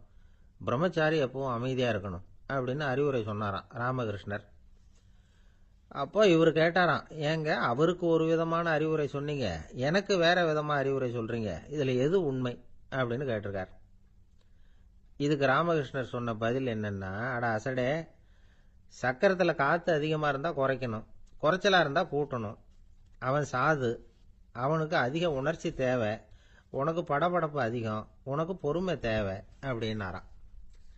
இதில் உள்ள கருத்து என்னன்னா, கல்விங்கிறது எப்படின்னா அதை சூழ்நிலைக்கு தகுந்த மாதிரி கற்பிக்கணும். எல்லாருக்கும் ஒரே மாதிரி கற்பிக்கக்கூடாது. கேட்குறவர் தகுதி, புரிஞ்சுக்கிற திறமை, இதை பொறுத்து கல்வி அமையணும். ஆரம்ப காலத்தில் ஒரு குரு, அப்போ ஒரு சீடன் இருந்தான். அது வேடிக்கையான குரு, வேடிக்கையான சீடன். ஒரு ஆசிரமம். ஒரு நாள் ஒருத்தன் அவசரமாக அந்த குருவை தேடி வந்திருக்கிறான். என்ன விஷயம்னு விசாரித்தார் குரு. உங்கள் சீடர் என்னை அடிச்சுட்டார் அப்படின்னு புகார் பண்ணானா அந்த ஆள். குரு சீடனை கூப்பிட்டார். அடிச்சியா இந்த ஆளை அப்படின்னு கேட்டாராம். ஆமான் இருக்கான் சீடன். ஏன் அடிச்சே அப்படின்னு கேட்டாராம். இந்த ஆள் உங்களை பற்றி மட்டமாக பேசிவிட்டான், என்னால் அதை தாங்கிக்க முடியல, அதனால தான் அடிச்சுட்டேன்றான். அப்படி என்ன பேசினா அப்படின்னு கேட்டாராம். உன்னுடைய குருநாதர் இப்போல்லாம் அர்த்தமில்லாமல் பேச ஆரம்பிச்சுட்டார் அப்படின்னு சொல்லிவிட்டான், அதனால தான் அடிச்சுட்டேன் அப்படின்னானா. அதுக்காக அடிச்சே அப்படின்னாராம். நான் அதுக்காக அடிக்கல குருவே, இப்பெல்லாம் நீங்கள் அர்த்தம் இல்லாமல் பேசுறதாக அவன் சொல்கிறான், அப்படின்னா இதுவரைக்கும் நீங்கள் அர்த்தத்தோடு பேசினதாகத்தானே அர்த்தம், அது தப்பு தானே, அதனால தான் அடித்தேன் அப்படின்னானா. பந்திக்கு முந்தர ஆசாமிகள் நம்மள பல பேர் உண்டு. அப்படி முந்தறதுக்கு கூட முயற்சி பண்ணுறவங்க நிறைய பேர் இருக்கிறாங்க. இதில் என்ன ஒரு விஷயம்னா, பந்திக்கு முந்துறது கூட தப்பு இல்லை. ஆனால் அப்படி ஒரு விருந்தில் ஆளாக போய் உட்காந்து சாப்பிட்டா கூட வெளியில் வர்றப்ப என்ன பெரிய விருந்து வச்சுட்டான், சாம்பாரில் உப்பு இல்லை, ரசத்தில் காரம் இல்லை அப்படின்னு குறை சொல்லிகிட்டே வர்றது இருக்கு பாருங்க, அது சரியில்லை, நாகரிகமும் இல்லை. கல்யாண பத்திரிகையில் என்ன போட்டிருக்குது, என் பொண்ணுக்கும் இன்னார் பையனுக்கும் கல்யாணம், எல்லாரும் குடும்பத்தோடு வந்திருந்து மணமக்களை ஆசீர்வதிக்கணும், இப்படி தானே போட்டிருக்கோம். குடும்பத்தோடு விருந்து சாப்பிட்டு சாப்பாடு எப்படி இருக்குன்னு அபிப்பிராயம் சொல்லிவிட்டு போங்க அப்படின்னா போட்டிருக்கு கல்யாண பத்திரிகையில். ஒருத்தர் வீட்டு விசேஷத்துக்கு போயிருக்கோம்னா எவ்வளவோ அசௌகரியங்கள் நமக்கு ஏற்படலாம். ஏராளமான கூட்டம் வந்திருக்கும். எல்லாரையும் அவங்க தனித்தனியாக கவனிச்சிக்கிட்டு இருக்க முடியாது. நாம தான் அனுசரித்து நடந்துக்கணும். நாமளாக போய் வாழ்த்த வேண்டியவங்களை வாழ்த்தி விட்டு சேரணும். அதை விட்டுட்டு பத்திரிக்கை கொடுத்தானேன்னு போனேன், கவனிப்பே சரியில்லை அப்படின்னு புலம்பிக்கிட்டு இருக்கக்கூடாது. ஒரு விருந்துக்கு போனால் அங்கே எப்படி நடந்துக்கணும் அப்படிங்கிறத பற்றி கூட அனுபவசாலிகள் சில விவரங்கள்லாம் சொல்லியிருக்கிறாங்க. இந்த காலத்தில் கல்யாணம், பிறந்த நாள், அது இதுன்னு நிறைய விருந்துகள் நடக்குது. அதெல்லாம் எதுக்காக? மனித உறவுகளை வளர்த்துக்கிறதுக்காக தான், வேற எதுக்கு? ஒரு விருந்துக்கு போனால் அமைதியாக பொறுமையாக போய் உட்காரணும். அடித்து பிடிச்சிக்கிட்டு இடத்த பிடிக்க போகிறேன் அப்படின்னு நிற்கக்கூடாது. முதல் பந்தி நடந்துக்கிட்டு இருந்தால் அது முடிஞ்சு இலை எடுத்து சுத்தம் பண்ணதுக்கு அப்புறம் போய் உட்கார்றது தான் நாகரீகம். இலை எடுக்கிறதுக்கு முன்னாடியே அங்கே போய் உட்காந்தா நல்லா இருக்காது. நீங்கள் சாப்பிட்டுட்டு உட்காந்துருக்கீங்களா, சாப்பிட்றதுக்கு உட்காந்துருக்கீங்களா, பார்க்குறவங்களுக்கு சந்தேகம் வந்துடும். அதே மாதிரி இலையில எல்லா ஐட்டமும் பரிமாறினதுக்கு அப்புறம் சாப்பிட ஆரம்பிக்கணும். ஒவ்வொரு ஐட்டமாக வைக்க வைக்க நாம் பாட்டுக்கு எடுத்து உள்ளே தள்ளிகிட்டே இருந்தோம்னா எதை வச்சோம் எதை வைக்கலன்னு பரிமாறினவரே குழம்பி போயிடுவார். ஏன்னா எப்போ பார்த்தாலும் இலை காலியாகவே இருக்கும். சாப்பிட்றப்போ உங்கள் சாப்பாட்டையே நீங்கள் கவனிக்கணும். அடுத்தவங்க இலையில என்ன இருக்குது, பக்கத்தில் இருக்கிறவர் எதை அதிகமாக சாப்பிட்றார், இதெல்லாம் நமக்கு என்னத்துக்கு? எல்லாரும் சாப்பிட்டு முடிக்கிற வரைக்கும் பொறுமையாக இருக்கிறது தான் நல்லது. நீங்கள் மட்டும் திடீர்னு பாதியில் எழுந்திரிச்சு பக்கத்தில் இருக்கிறவங்களுக்கு சங்கடமாக இருக்குமேங்கிறதெல்லாம் யோசிக்காமல் நீங்கள் பாட்டு எழுந்திரிச்சு போகக்கூடாது. பக்கத்தில் உள்ளவங்க உங்களை எழுந்திரிக்க சொன்னால் எழுந்திரிச்சு போகலாம். விருந்துகளில் சாப்பாட்டை வீணாக்கிறதே ஒரு நாகரிகமாக போட்டுது இந்த காலத்தில். சாப்பாட்டுக்கே கஷ்டப்பட்டுக்கிட்டு பல பேர் இந்த உலகத்தில் இருக்கிறப்போ சாப்பாட்டை வீணாக்கிறது எவ்வளோ பெரிய மோசங்கிறத நினச்சி பார்க்கணும். வேணுங்கிற அளவுக்கு கேட்டு வாங்கி சாப்பிட்றது தான் முறை. விருந்தில் இந்த பஃபே அப்படின்னு சொல்லி ஒரு முறை சொல்கிறாங்கல்ல, அதாவது உணவு வகைகளையெல்லாம் பொதுவாக ஒரு இடத்துல வச்சுடுறது, நமக்கு தேவையானதை நாமே எடுத்து ஒரு தட்டில் போட்டுக்கிட்டு சாப்பிட வேண்டியது. இதில் கூட சில பேர் தேவைக்கு அதிகமாக எடுத்து போட்டுக்கிட்டு வீணாக்குறாங்க. சில சமயம் கடைசியாக சாப்பிட போகிறவங்களுக்கு எல்லா ஐட்டமும் கிடைக்காம போகலாம். அதை போய் பெருசு பண்ணிகிட்டு இருக்கக்கூடாது. என்ன சார், இந்த அளவுக்கு கூடவா நாகரிகம் தெரியாமல் இருக்கிறோம், இதை போய் பெருசாக சொல்ல வந்துட்டீங்களே அப்படின்னு நினைக்கலாம். ஒருத்தர் 2 பேருக்கு இந்த விவரம் தேவைப்படலாம். அவங்க காதலையும் இது விழட்டுமேங்கிறதுக்காக தான் இது. ஒரு பெரிய கல்யாண விருந்து நடந்துக்கிட்டு இருந்தது. விருந்து மண்டபத்து வாசலில் ஒருத்தர் நின்றுக்கிட்டு வர்றவங்களையெல்லாம் ரொம்ப மரியாதையாக வணங்கி உள்ளே அனுப்பி வச்சுக்கிட்டு இருந்தார். எப்படி தெரியுமா? வர்றவங்க கையெல்லாம் பிடிச்சி முத்தம் கொடுத்து அதுக்கப்புறம் உள்ளே அனுப்பி வச்சுக்கிட்டு இருந்தாராம். கூட்டம்லாம் முடிஞ்சதுக்கப்புறம் அவர்கிட்ட போய் கேட்டிருக்கிறாங்க, சார், நானும் எவ்வளவோ விருந்துகளுக்கு போயிருக்கிறேன், இருந்தாலும் இவ்வளவு மரியாதையாக வர்றவங்க கைக்கெல்லாம் முத்தம் கொடுத்து வரவேற்கிறத இங்கே தான் பார்க்குறேன் அப்படின்னு சொன்னாங்க. அதுக்கு அவர் சொன்னார், அட போங்க சார், நான் முத்தம் கொடுக்கல, முந்தின பந்திக்கு சாப்பிட்டவங்களே அடுத்த பந்திக்கும் வர்றாங்களான்னு மோந்து பார்த்து அனுப்பி வச்சுக்கிட்டு இருந்தேன் அப்படின்னார். ஒருத்தர் ரொம்ப அவசரமாக போய்கிட்டு இருந்தார். எங்கே சார் போகிறீங்கன்னு கேட்டோம். எனக்கு வேண்டியப்பட்ட ஒருத்தருக்கு குழந்தை பிறந்திருக்கிறதாக செய்தி வந்திருக்கு, அதுதான் ஆஸ்பத்திரிக்கு போயிட்டுருக்கேன், பார்த்துட்டு வரலாம்னு அப்படின்னார். அப்படின்னா கொஞ்சம் இப்படி உட்காருங்க அப்படின்னோம். சில விவரமெல்லாம் சொல்கிறேன் கேட்டுக்கிட்டு போங்க அப்படின்னோம். உட்காந்தார். அப்புறம் சொல்ல ஆரம்பித்தோம். புதுசாக பிறந்திருக்கிற ஒரு குழந்தைய பார்க்க போகிறதுன்னா அது சாதாரண விஷயம் இல்லை. அதில் ரொம்பவும் கவனமாக நடந்துக்கணும். புது குழந்தைக்கு நோய் சுலபமாக தொற்றும். முக்கியமாக காற்று மூலமாக பரவுகிற நோய்கள் சுலபமாக வந்துடும். அதனால் நமக்கு உடம்பு சரியில்லைன்னா குழந்தைய விட்டு கொஞ்சம் தள்ளியே இருக்கிறது தான் நல்லது. பெரியவங்களை பொறுத்த வரைக்கும் சாதாரணமாக உள்ள ஒரு கிருமி கூட குழந்தைய பொறுத்த வரைக்கும் ரொம்ப மோசமான ஒரு கிருமியாக இருக்கும். சில வெளிநாடுகளில் எப்படி தெரியுமா, பிறந்த குழந்தை தூங்கிக்கிட்டு இருக்கிற ஒரு ரூமுக்கு போகணும்னா போகிறவங்க முகமூடி போட்டுக்கணும், காலணிகளை மாற்றிக்கணும், அவ்வளவு சுத்தமாக உள்ளே போய் பார்த்துட்டு வரணும். பொதுவாக சில ஆஸ்பத்திரிகளில் பார்த்தீங்கன்னா பார்வையாளர்கள் நேரத்தில் விசிட்டிங் ஹவர்ஸ் தாயை விட்டு குழந்தைய தனியாக பிரித்து வச்சுருவாங்க. எதுக்குன்னு நினைக்கிறீங்க? அந்த நேரம் பல பேர் வருவாங்க போவாங்க, அவங்க கை கால் சுத்தமாக இருக்காது, சுத்தமில்லாத கைகள் மூலமாக கிருமிகள் பரவும். சுத்தமில்லாத கைன்னா மண்ணு தூசி படிஞ்சிருக்கிற கை மட்டும் தான் அர்த்தம் இல்லை. சாலையில் கையை வீசிக்கிட்டு நடந்து வர்றீங்க, குழந்தைய பொறுத்த வரைக்கும் அது கூட சுத்தமில்லாத கை தான். தாயை தவிர மற்றவங்க குழந்தைய தூக்காமல் பார்த்துக்கிறது நல்லது. தாய் கூட அளவோட கொஞ்சிறதோட நிறுத்திக்கணும். புதுசாக ஒரு குழந்தைய பெற்றிருக்கிற பொண்ணுக்கிட்ட மற்ற தாய்மார்கள் ஏதாவது சொல்லிக்கிட்டே இருப்பாங்க. குழந்தைய அப்படி வளர்க்கணும் இப்படி வளர்க்கணும் அப்படின்னு ஏதாவது அட்வைஸ் பண்ணிக்கிட்டே இருப்பாங்க. இப்படி ஓவராக அறிவுரை பண்ணுறது அந்த பொண்ணை குழப்பி விட்டுரும். அதனால் அப்படிலாம் பண்ணக்கூடாது. அந்த பெண்ணே ஏதாவது கேட்டால் கூட டாக்டர் சொல்ல வேண்டிய விவரங்களை எல்லாம் நாமே சொல்லிகிட்டு இருக்கக்கூடாது. புதுசாக பிறந்திருக்கிற குழந்தைய மட்டும்தான் இப்படி பார்க்கணும்னு இல்லை. ஒரு நோயாளி குழந்தைய பார்க்க போகிறதுனா கூட ரொம்ப எச்சரிக்கையாக தான் நடந்துக்கணும். ஒரு தின்பண்டமோ விளையாட்டு சாமானோ அந்த குழந்தைக்கு நாம் வாங்கிட்டு போகிறதா வச்சுக்குவோம். அதை நேராக கொண்டுகிட்டு போய் அந்த குழந்தைகிட்டே கொடுக்கக்கூடாது. அதோட அப்பா அம்மா கிட்ட ரகசியமாக கொடுக்கலாம். அவங்க முடிவு பண்ணட்டும் குழந்தைகிட்ட அதை கொடுக்கலாமா வேண்டாமாங்கிறத. அவங்களுக்கு தான் தெரியும் அதோட மனசும் உடம்பும். உங்கள் அக்கறையை காட்டுறதா நினச்சிக்கிட்டு குழந்தை வாயில் எதையும் கொண்டுட்டு போய் போடாதீங்க. போகிறப்போ உங்கள் வீட்டு குழந்தையும் அழைச்சிட்டு போகாதீங்க. இது நோயை வாங்கிட்டு வந்துடும், அல்லது புதுசாக ஒரு நோயை அதுகிட்ட கொடுத்துட்டு வந்துடும். என்னதான் உங்களுக்கு பழக்கமான குழந்தையா இருந்தால் கூட அதுக்கு விருப்பம் இல்லைன்னா பேசக்கூடாது. அங்கே போய் அவங்க பள்ளிக்கூடத்தை ஞாபகப்படுத்திகிட்டு இருக்கக்கூடாது. நோயில் இருக்கிறப்ப ஸ்கூலை பற்றி பேச அது விரும்பாது. ஆஸ்பத்திரியை விட்டு வெளியில் புறப்படுறப்போ குழந்தைகிட்ட சொல்லணும்னு அவசியம் இல்லை. அதோட அப்பா அம்மா கிட்ட சொல்லிவிட்டு புறப்பட்டா போதும். குழந்தை கோபிச்சிக்காது. சமூக சம்பிரதாயத்தை பற்றி அது கவலைப்படுறதில்ல. இப்படி எல்லா விவரமும் நம்ம எதிரில் உட்காந்துருந்தவங்க கிட்ட சொல்லி முடித்தோம். ரொம்ப நன்றி சார் அப்படின்னு சொல்லிவிட்டு அவர் புறப்பட்டார். குழந்தைங்க கொஞ்சம் வளர்கிற வரைக்கும் தான் நாம் எச்சரிக்கையாக இருக்கணும்னு இல்லை, வளர்ந்த பிறகு இன்னும் எச்சரிக்கையாக இருக்கணும். ஒரு பையன் பள்ளிக்கூடத்துலேருந்து திரும்பி வீட்டுக்கு வந்தான். முகம் பூரா நகத்தால் கீறி இருந்தது. அப்பா பார்த்து பயந்துட்டார். யாருடா உன்னை இப்படி பண்ணது அப்படின்னார். என் கூட படிக்கிற இன்னொரு பையன்னா. நாளைக்கு உன் கூட பள்ளிக்கூடத்துக்கு வர்றேன், நீ எனக்கு அவனை அடையாளம் காட்ட முடியுமான்னார். அது ரொம்ப சுலபம் நான் பையன். எப்படின்னார் அப்பா. அவன் காதில் ஒன்றை கையோடு எடுத்துகிட்டு வந்திருக்கிறேன், இதோ என் பையில தான் வச்சிருக்கேன் அப்படிங்கிறான் அந்த பையன். அன்பா இருக்கணும்னு அநேக பெரியவங்க சொல்லியிருக்கிறாங்க. நாமளும் அதை கேட்டுட்டு அன்பு காட்டுறதுக்கு தயாராக தான் இருக்கிறோம். அதை வாங்கறதுக்கு தான் ஆளை காணும். இருந்தாலும் அன்புல எத்தனையோ வகை உண்டு. அதை சரியா புரிஞ்சுக்கிட்டு அதுக்கப்புறம் அன்பு காட்ட ஆரம்பிக்கணும். வகையை புரிஞ்சுக்காம அன்பு காட்டினா வம்புல மாட்டிக்க வேண்டியது தான். அன்புன்னா சாதாரணமாக நினைச்சு விடாதீங்க. அதுல எவ்வளவு விதம் தெரியுமா?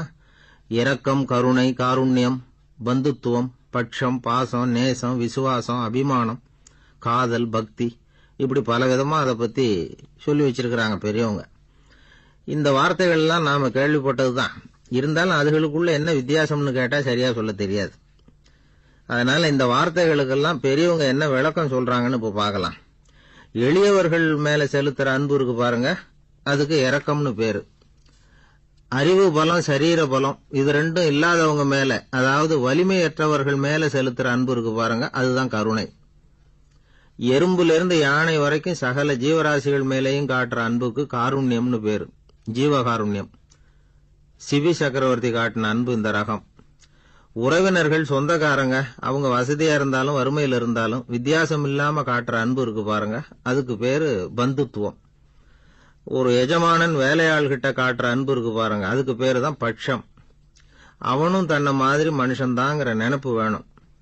ஒரு தாய் தன்னுடைய குழந்தை மேல, ஒரு குழந்தை தன்னுடைய தாய் மேல செலுத்துற அன்புக்கு பாசம்னு பேரு. ஈருடல் ஓர் உயிர்னு நினைக்கிறது இது. ராமரும் கௌசலையும் இதுக்கு உதாரணம்.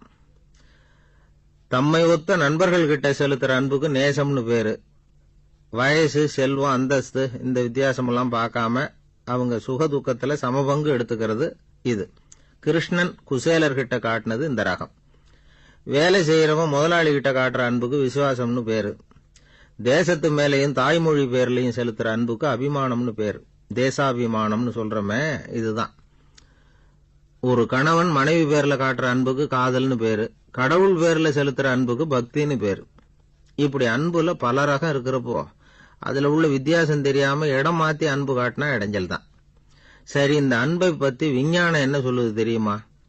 இதயத்தை பாதுகாக்கிறதுக்கு முக்கியமா தேவைப்படுற ஒண்ணு இந்த அன்புதான்னு சொல்லுது. நெதர்லாந்து விஞ்ஞானிகள் இதை ஆராய்ச்சி பண்ணியே கண்டுபிடிச்சிருக்கிறாங்க. கொஞ்சம் முயல் குட்டிகளை 2 பிரிவா பிரிச்சாங்க. 2 குரூப்புக்கும் கொழுப்பு அதிகமா உள்ள ஆகாரத்தையே கொடுத்துட்டு வந்தாங்க. ஆனா ஒரு குரூப்புக்கு வெறுமன ஆகாரத்தை கொடுத்ததோட சரி, இன்னொரு குரூப் முயல்களுக்கு ஆகாரம் கொடுத்ததோட நிறுத்திக்கல. அதுக்கு முன்னாடி கூண்டுகளை திறந்து விட்டு முயல்களை கொஞ்ச நேரம் எடுத்து கொஞ்சி விட்டு அதுக்கப்புறமா ஆகாரம் கொடுத்தாராம் ஆராய்ச்சியாளர். இந்த குரூப்புக்கு இதய பாதிப்பு 60% குறைச்சலா இருந்துதான்.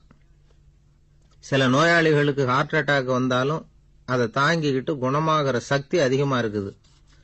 இது எப்படின்னு ஆராய்ச்சி பண்ணி பார்த்திருக்கிறாங்க. அவங்கெல்லாம் மனைவி தன் பேர்ல ரொம்ப அன்பா இருக்கிறதாக நினைக்கிறவங்களா இருக்கிறாங்களாம். இதய நோயாளிகள் பல பேரை சந்திச்சு இதய நோய் ஏற்பட என்ன காரணம்னு கேட்டிருக்கிறாங்க. அவங்க சொன்ன காரணம்லாம் சாப்பாடு சம்பந்தமா இல்லையா, மனைவி அன்பா இல்ல, இப்படிப்பட்ட காரணத்தை தான் சொல்றாங்களாம். அதனால இதயத்தை பாதுகாக்கணும்னு நினைக்கிறவங்க அடுத்தவங்க அன்பா இருக்கிறது மாதிரி பாத்துக்குங்க, அதுதான் முக்கியம். ஒருத்தர் முகம் பூரா பிளாஸ்டரி போட்டுக்கிட்டு வந்தார். ரொம்ப கோபமா, என்னங்க ஆச்சுன்னு விசாரிச்சேன். எல்லாம் உங்களால தான் சார்னார். விவரமா சொல்லுங்களேன். என்ன, உங்க தகவலை கேட்டுட்டு ஒரு பூனைக்குட்டியை கையில எடுத்தேன், அன்பா அதை தடவி கொடுக்கறதுக்காக. ஆனா அது முந்திக்கிட்டது, அது என் முகத்தை தடவி கொடுத்துட்டுது, முகம் பூரா நகை கீறல், அதுதான் இப்படி அப்படின்னார். அன்புல அறிவு சேராததுனால வந்த கோளாறு இது.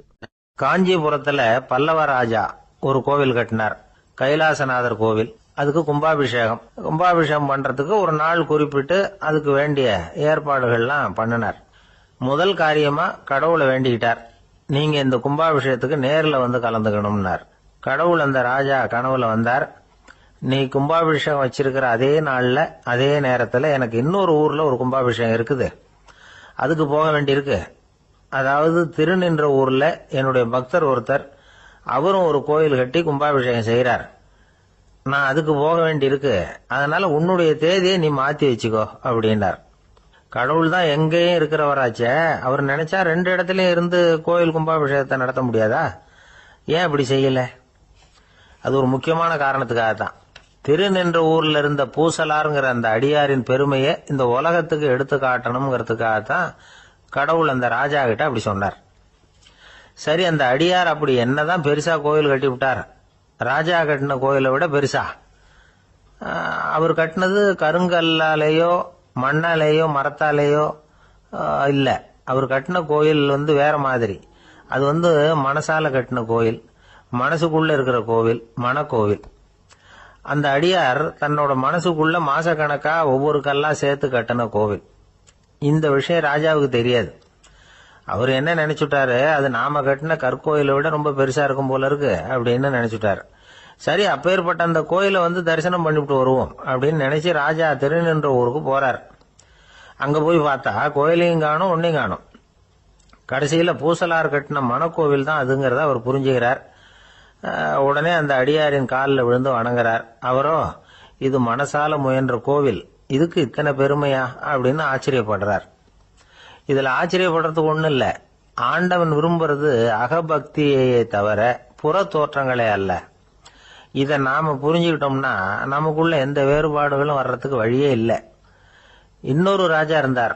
அவரு ஆண்டவனுக்கு படைக்கிறதுக்காக ஒரு தார் நல்ல செவ்வாழைப்பழமா எடுத்துக்கிட்டு போகணும்னு நினைச்சார். அதனால முத நாளே அதை வாங்கிட்டு வர சொன்னார் வேலைக்காரங்கிட்ட.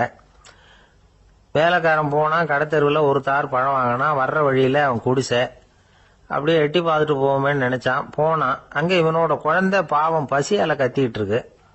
இவன் பார்த்தான், இவ்வளவு பெரிய தாரில் ஒரு 2 பழம் எடுத்தா தெரியவா போகுது அப்படின்னு நினைச்சு ஒரு 2 பழத்தை பிச்சு அந்த குழந்தைகிட்ட கொடுத்தான். அது அதை வாங்கி வயிறார சாப்பிட்டுது, பசி அடங்குச்சு, விளையாட போயிட்டுது. இவன் அதுக்கப்புறம் வாழைப்பழத்தை எடுத்துக்கிட்டு அரண்மனைக்கு வந்தான். 2 பழம் பிச்சிருக்கிறது ராஜாவுக்கு தெரிஞ்சு போச்சு. இவன் உண்மையை சொல்லிவிட்டான். உடனே ராஜா, கடவுளுக்கு படைக்க வேண்டிய பொருளை குழந்தை எச்சில் பண்ண விட்டுருக்கியே அப்படின்னு சொல்லி அவனை கட்டி வச்சு சாட்டையால் அடிச்சார் பாவம். மறுநாள் பழத்தை கோயிலுக்கு எடுத்துட்டு போனார். கடவுள் முன்னாடி வச்சார். கடவுள் கண்ணை திறந்து பார்த்தார், பழம்லாம் அழுகி இருக்குது. என்ன இது அழுகி போன பழம் அப்படின்னார். ராஜா முழிச்சார். நல்லா தானே இருந்தது அப்படின்னு நினைச்சார். அப்போ கடவுள் அந்த ராஜா கிட்ட சொன்னாராம், இத பாருப்பா, இந்த தாரில் 2 பழம் தான் நல்ல பழம், அந்த 2 பழங்களையும் நேத்திக்கே நான் சாப்பிட்டுட்டேன் அப்படின்னாராம். அப்பதான் ராஜாவுக்கு புரிஞ்சுது, ஏழை குழந்தையின் பசியை தீர்க்கறதுக்காக உதவுன அந்த 2 பழம் தான் இறைவன் சாப்பிட்ட பழம்னு. இறைவன் இருக்கிற இடம் எது? இதுதான். என்ன சார் உங்க பையன் என்ன செஞ்சுட்டு இருக்கிறான் இப்போ அப்படின்னு கேட்டார் ஒருத்தர். அடிக்கடி கண்ணாடி முன்னாடி நின்று அழகு பார்த்துக்கிட்டு இருக்கிறான் சார் அப்படின்னாரு அப்பா. இளம் பருவம் இப்படிதான் இருக்கும், அதையெல்லாம் சாதாரணமாக நினைச்சுடாதீங்க அப்படின்னாரு அவரு. என்ன சார் சொல்றீங்க, கண்ணாடி முன்னாடி நின்றுக்கிட்டு நேரத்தை வீணாக்கிக்கிட்டு இருக்கான், அதை ஒரு பெரிய விஷயமா நான் நினைக்கணுமா அப்படின்னாரு இவர். இளம் பருவத்தில் இளைஞர்களுக்கும் சின்ன பொண்ணுங்களுக்கும் அடிக்கடி கண்ணாடியில் பார்க்கணும்னு தோணும். அது வெறுமனே அழகு பார்க்கறது மட்டும் இல்லை, அவங்க தங்களையே தேடி கண்டுபிடிக்கிற ஒரு முயற்சி அது. இது ஒரு மனோதத்துவ விளைவு. இது வரைக்கும் சின்ன பிள்ளையா இருந்துட்டோம், இனிமேல் நாமளும் மற்றவங்க மாதிரி மனிதர்கள் தான் அப்படிங்கிற உணர்வு அவங்களுக்கு வருது. தங்களோட முகம் எப்படி இருக்குது, அழகு எப்படி இருக்குது, உடம்பு நேரம் எப்படி இருக்குது, முடி எப்படி இருக்குது அப்படிங்கிறதையெல்லாம் கண்டுபிடிக்கிறாங்க. அதுக்கப்புறம் இன்னொரு ஆணோ பொண்ணோ தன்னை கவனிக்கணும் அப்படின்னு நினைக்கிறாங்க. இதெல்லாம் மனோதத்துவ உண்மைகள், இதெல்லாம் இயற்கை. இதை பார்த்துட்டு பெற்றவங்க பிள்ளைங்க கெட்டு போட்டாங்க அப்படின்னு நினைக்கக்கூடாது, அவங்கள திட்டிக்கிட்டே இருக்கக்கூடாது. இன்னைக்கு பல குடும்பங்களில் இதுதான் நடந்துகிட்டு இருக்குது. மனுஷ வாழ்க்கையிலேயே இப்படியும் இல்லாத அப்படியும் இல்லாத ஒரு பருவம் இளம் பருவம். 13லேருந்து 19 வயசுக்கு உட்பட்ட ஆண்கள் பெண்கள் இந்த வகையை சேர்ந்தவங்க, டீனேஜ் குரூப். இவங்கள சின்னவங்கன்னு நினைச்சிட முடியாது, பெரியவங்கன்னு நினைச்சிட முடியாது. இவங்க ரொம்ப சென்சிட்டிவ். சமூகம் நினைச்சா இவங்களை நல்லவங்களாகவும் ஆக்கலாம், கெட்டவங்களாகவும் ஆக்கலாம். கொஞ்சம் அக்கறை எடுத்துக்கிட்டா பெரிய பெரிய மேதைகளையும் விஞ்ஞானிகளையும் உருவாக்கலாம். ஆனால் நடக்கிறது என்ன தெரியுமா, அநேகமாக இவங்களை யாருமே சரியாக புரிஞ்சுக்கிறது இல்லை, இவங்களை சரியாக நடத்துறதும் இல்லை. இது வரைக்கும் நாம் சொல்கிறத கேட்டுக்கிட்டு இருந்தான், இப்பெல்லாம் அவன் இஷ்டத்துக்கு நடக்க ஆரம்பிச்சுட்டான் அப்படின்னு வருத்தப்படுற பெற்றோர்கள் அதிகம். இது வருத்தப்படுற விஷயம் இல்லை, சந்தோஷப்பட வேண்டிய விஷயம். உங்கள் புள்ள சொந்தமாக யோசிக்க ஆரம்பிக்கிறதும் நடந்துக்க ஆரம்பிக்கிறதும் ஒரு தப்பான விஷயமா? அவன் கடைசி வரைக்கும் உங்கள் பேச்சையே கேட்டுக்கிட்டு இருக்கணுங்கிறது என்ன நியாயம்? இன்னைக்கு இளைஞர்களை பெரியவங்க தப்பாக புரிஞ்சுக்கிட்டு தவறாக நடத்துறதுனால தான் அவங்களுக்கு வெறுப்பு, எரிச்சல், மனக்கசப்பு எல்லாம் உண்டாகுது. பெற்றவங்க சரியாக மதிக்கிறது இல்லை அப்படிங்கிற ஒரே காரணத்தினாலேயே வீணா போகிற பிள்ளைங்க இன்னைக்கு அதிகம். சரி, பெற்றவங்களுக்கு இன்னைக்கு என்னதான் புத்தி சொல்ல வர்றீங்க அப்படின்னு கேட்குறீங்களா? நாம எதையும் சொல்ல வரல, ஆனால் அது சம்பந்தமான சில நிபுணர்கள் சொல்லியிருக்கிறத உங்க காதில் போட்டு வைக்கலாம். அது என்னன்னா, பிள்ளைங்க கிட்ட அன்பு செலுத்துங்க. குழந்தையா இருந்தப்போ எவ்வளவு பாசமா இருந்தீங்க, வளர வளர அதை ஏன் குறைச்சிக்கிறீங்க? பெற்றவங்களின் அன்பான வார்த்தைகளுக்கு ஏங்குறவங்க தான் இன்றைய இளைஞர்கள். அவங்க எதை சொன்னாலும் அதை அக்கறையா காது கொடுத்து கேளுங்க, அலட்சியப்படுத்தாதீங்க. அவங்க விரும்புறது உங்ககிட்ட இருந்து ஒரு மதிப்பு, மரியாதை, அங்கீகாரம், இவ்வளவுதான். அவங்க அவங்களாவே முடிவுகள் எடுக்கட்டும், அதுக்கு நீங்க உதவியா இருங்க, அது போதும். மற்றவங்க முன்னாடி, முக்கியமா அவங்க நண்பர்கள் முன்னாடி அவங்கள பத்தி மட்டமா பேசாதீங்க. அவங்க கிட்ட பொய் சொல்லக்கூடாது. நீங்க சொன்னது பொய்ன்னு தெரிஞ்சு போச்சுன்னா உங்க பேர்ல அவங்களுக்கு இருக்கிற மதிப்பு போயிடும், நம்பிக்கை போயிடும். அவங்களுக்கு முன்னாடி நீங்க சண்டை போடக்கூடாது. உங்க பிள்ளைய எப்பவும் இன்னொரு பிள்ளையோட ஒப்பிட்டு பேசுற வேலையே வேணாம். கூட பிறந்த மற்றவங்களோட கூட ஒப்பிடக்கூடாது. இப்படி செஞ்சா அவன் உங்ககிட்டயும் பிரியமா இருக்க மாட்டான், அவங்ககிட்டயும் பிரியமா இருக்க மாட்டான். புள்ள எங்க போறான், என்ன பண்றான் அப்படின்னுலாம் துப்பறிஞ்சிக்கிட்டு இருக்கக்கூடாது. இளைஞர்கள் தனிமையை விரும்புறவங்க. அவங்கள பெட்டியில வச்சு மூடி பாதுகாக்கணும்னு நினைக்கக்கூடாது. அவங்கள எப்படி பாதுகாக்கிறது அப்படிங்கிறது அவங்களுக்கே தெரியும்.